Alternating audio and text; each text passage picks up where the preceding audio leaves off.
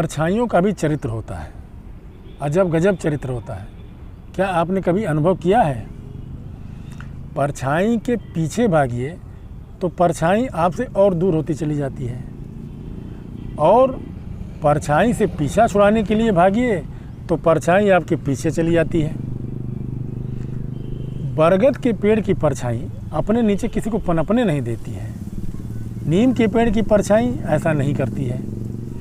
परछाई आदमी तो क्या, भगवान को भी परेशान कर देती है। परछाई आदमी को नंगा तक कर देती है। परछाई ने थोड़ी देर के लिए भगवान राम को खुश किया था। परछाई ने माता सीता को परित्याग का दंश झेलने को मजबूर किया था, और परछाई ने हनुमान जी को बहुत देर तक परेशान किया था।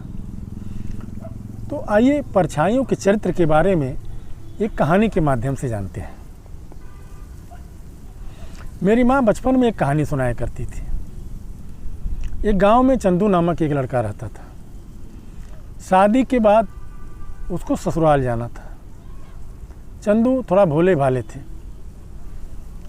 माँ ने कहा, बेटा ससुराल जा रहे हो पहली बार तो किसी को साथ लेकर मत जाना। माँ का कहा मानकर चंदू ससुराल की तरफ चले। दोपहर का समय था। उस समय कोई वाहन की व्यवस्था नहीं थी। चंदू को पैदल ही जाना था। तो चंदू भाई ससुराल की ओर चले बन ठन कर। थोड़ी दूर चले होंगे, दोपहर का समय था। काफ़ी दूर आगे जाने के बाद उनको लगा कि उनके पीछे कोई आ रहा है। चंदू ने चारों तरफ घूम कर देखा, कहीं कोई नहीं दिखाई दे रहा था। फिर कुछ दूर तक चले, लेकिन उन्हें लगा कि कोई उनके पीछे पीछे आ रहा है। चंदू की ज़मीन पर निगाह पड़ी। एक परछाई थी जिसे चंदू ने आदमी समझ लिया। चंदू को बड़ा गुस्सा आया कि मेरे पीछे पीछे ये आदमी आ रहा है, पता नहीं क्यों आ रहा है। चंदू ने उसको बहुत देर तक डांटा डपटा और चेतावनी दी कि आइंदा मेरे पीछे मत आना, वरना मुझसे बुरा कोई नहीं होगा। यह कहकर वो चलने लगे, परछाई उनके पीछे। कुछ दूर तक चले, चंदू भागने लगे ताकि ये परछाई से इनका पीछा छूट जाए। अब परछाई जितनी देर तेज चंदू भाग रहे थे, उतनी तेज परछाई उनके पीछे पड़ी हुई थी। भागते भागते चंदू एक बागीचे में आ गए। पेड़ के नीचे जैसे आए, परछाई गायब। चंदू को लगा चलो पीछा छूटा। चंदू थक गए थे, थोड़ी देर का आराम किए। उसके बाद बागीचे से बाहर निकले। बागीचे से जैसे बाहर निकले, परछाई उनके साथ। चंदू को लगा कि ये आदमी उनसे कुछ मांग रहा है। तो एक चंदू आगे बढ़ते चले जा रहे थे, और उन्होंने अपनी जेब से पैसा निकाला और एक एक करके पीछे देखते जा रहे। छोड़ो मेरा पीछा, छोड़ो मेरे पीछा, ये ले लो, कहते हुए आगे बढ़ते चले गए। और बहुत तेज तेज चल रहे थे, लेकिन परछाई फिर भी उनके पीछे। चंदू के जेब का पैसा ख़त्म हो गया, परछाई फिर भी उनके पीछे। चंदू को लगा कि ये आदमी कुछ कपड़े वपड़े चाह रहा है। तो चंदू ने पहले अपनी पगड़ी उतार करके फेंकी और बहुत तेज़ आगे बढ़े। फिर उन्होंने अपना कुर्ता उतार करके फेंक दिया पीछे, और तेज़ी से आगे बढ़ने लगे। फिर उन्होंने अपना जूता उतार कर फेंक दिया, लेकिन परछाई उनके पीछे। आज ही जाकर चंदू ने अपनी धोती उतार कर फेंक दी। अब चंदू के पास बचा सिर्फ जांघिया, अंडरवियर और बनियान। उनके पास न कपड़े बचे, न ही पैसे, न जूते, कुछ नहीं बचा। चंदू बहुत तेज तेज चलने लगे।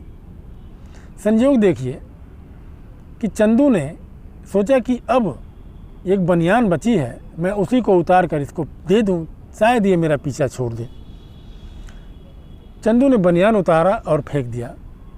देखिए उसी समय सूरज डूब गया, शाम हो गई, परछाई गायब।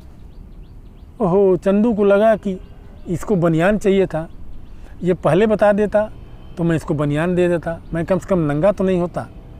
लेकिन ससुराल तक पहुंचते पहुंचते परछाई से पीछा छुड़ाने के चक्कर में चंदू नंगे हो गए। अब देखिए, भगवान श्री राम, उन्होंने माता सीता की परछाई लंका में भेजी थी। वो खुश थे कि उनका कोई बाल बांका नहीं कर सकता है। लेकिन उसी परछाई की वजह से माता सीता को अयोध्या में वापस लौटने के बाद परित्याग का दंश झेलना पड़ा था।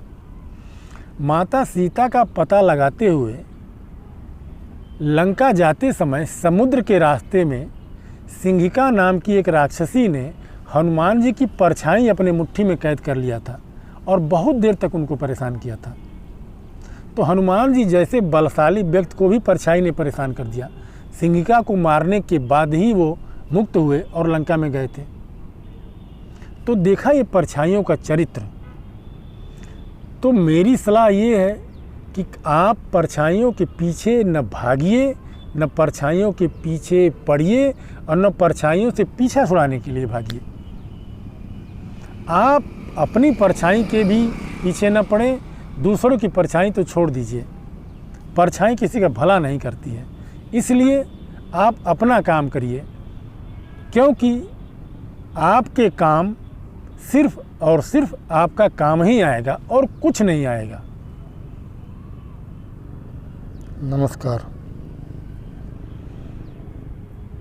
अगर आपको ये मेरा वीडियो पसंद आया हो तो लाइक करें, सब्सक्राइब करें और शेयर करें। धन्यवाद।